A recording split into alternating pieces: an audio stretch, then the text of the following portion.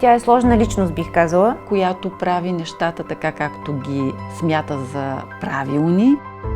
И една изключително интересна личност, една от малкото интелигентни хора, които се сещат да седнат и да запишат това, което виждат около себе си. Тя всъщност е била борбената личност, която е защитавала правата на жените.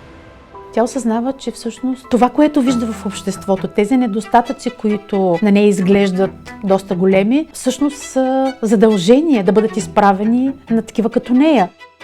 Тя е тръгнала град потънал в кал и прах, тъмнала е 10 годишна отслупена каштурка и в същото време тя достига до върховете на държавата и доказва, че във всеки един от нас има заложено нещо, което трябва да можем да го осъществим.